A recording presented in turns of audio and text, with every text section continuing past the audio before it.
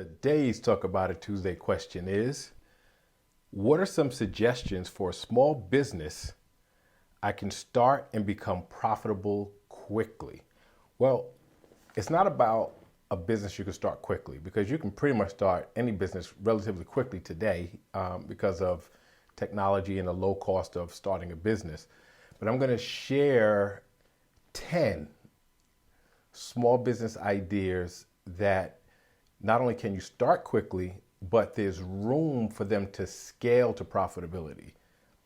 And being profitable is based on, obviously, there has to be a demand for what you have, but you have to be able to create an infrastructure to support the number of people that you're trying to scale to. And you have to be able to market, meaning you have to be able to reach those people and say, hey, I'm here and you should buy from me at this price point. So there's room for growth. How profitable you become is really going to be based on your entrepreneurial skills. So I have to say this, I'm an entrepreneur at heart. As far back as I can remember, I was always doing something entrepreneurial from the time when I was a kid. I did all the traditional stuff. I had a paper route. I shoveled snow. By 15, my friends and I did a little yard cleaning landscaping business. I had a graphic arts business. I did a home daycare.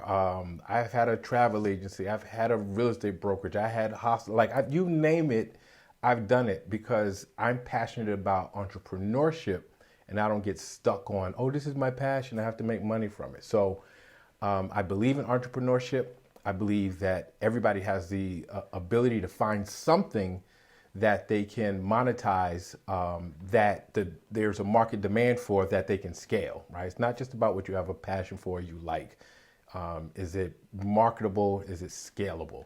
So I mentioned I had a home daycare. Now, I have to tell you that was a disaster, because at the time, my children were very young. My wife and I both have degrees in education. So we just thought it was a no-brainer to do a home daycare. And since my 3 children were young and she was home taking care of them, I was like, well, we should do that. And you can use your degree to have this home daycare. Didn't have a good plan, didn't give her any support, didn't give her any resources, just said, hey, in addition to our 3 kids, take on a bunch of other kids.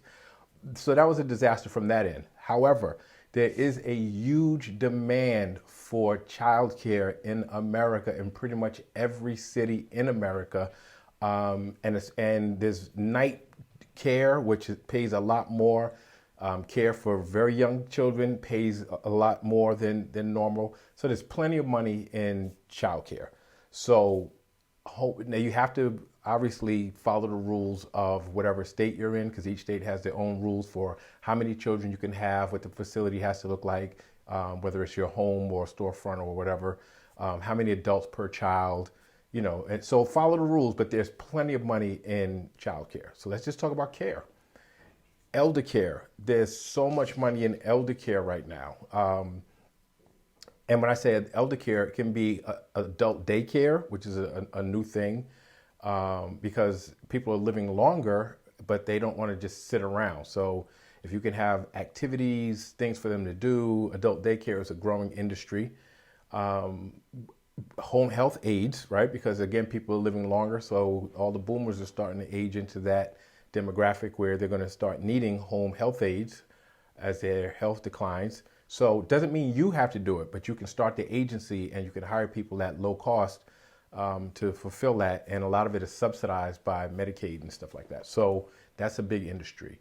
Let's keep talking about care. Pet care. Believe it or not, a lot of people have pets and they like to travel, can't travel with the pet or don't want to travel with the pet, and they need somebody to pet sit for overnight, for days, sometimes a week or 2.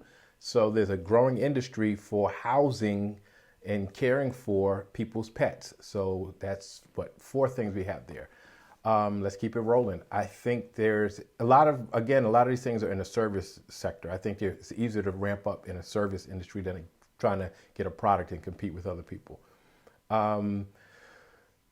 Professional organizers. Most people are totally disorganized. If you have the ability, and it's funny, some of us have the ability to organize other people's stuff and not our own stuff, but if you have the ability to get people's stuff organized, and I'm talking about organizing paperwork or organizing clothes or whatever it is, organizing.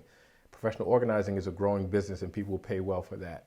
That falls also into house cleaning. Well, most people are finding that they do not want to clean their own home and they'd rather pay somebody to come and do it. And again, you don't have to be the actual service provider, but if you can provide people to clean homes, and don't worry about the commercial contracts. I'm just talking about home cleaning is a growing industry and anything associated with that, like, doing people's laundry and things like that is growing. Let's stay in the house. Super. I have a guy I pay every month, and in the building I own is a multifamily, and all the buildings on that block are multifamily. So as you can imagine, the landlords don't live on the block. This guy has at least 10 houses on that block, and he cleans out in front, makes sure the garbage is at the curb for pickup, does a little cleaning in the common areas inside in every single building. This guy makes thousands of dollars a month by only collecting a couple $100s a month from each of the landlords. And he gets out early in the morning by 10 o'clock. He gets out about 5, 6 in the morning. By 9, 10 o'clock, he's done for the day. And he's got enough money for the month that way. Handyman. Everybody needs somebody who can do little work. I'm not talking about a specialized work like electrical or plumbing. I'm just talking about little minor repairs that people don't want to do. That's big. That's another big one. Let's talk about a personal assistant. Everybody can use a personal assistant or a virtual assistant just to handle all the day-to-day things you don't want to do. The phone calls, to pick up this, to schedule an appointment, whatever it is that you need done, and it's a hassle and you don't want to be on the computer or the phone and it's not too private, right? You can get a personal assistant or even a virtual assistant, somebody who's not there, or be a virtual assistant for somebody somewhere in another part of the country. Let's see. I got a list of stuff. Let me see. Did I leave anything out? House clean, super. Oh, I see all these young guys doing this. Car washing and car detailing. You can buy these kits on Amazon and charge hundreds of dollars to wash, wax, and detail people's cars mobilely, right? You can just roll up, attach it to the hose they have at their place, and do a great job. So that's a big one I see now. And let me see, I'll throw in a bonus, fitness pros. So I have some people now that are doing meal prep, but also personal training. That industry is also growing because Gen X, my generation, has the funds and the vainness, right, to want to still look great. We're up in our 50s now, and we still want to look good and have the money to pay for a personal trainer. So those are some great ideas that I think you can use. I'd like to hear your ideas for the small businesses. You can start quickly and scale and ramp up to become profitable. But please like, share, subscribe, keep the questions coming, and I'll see you next Tuesday.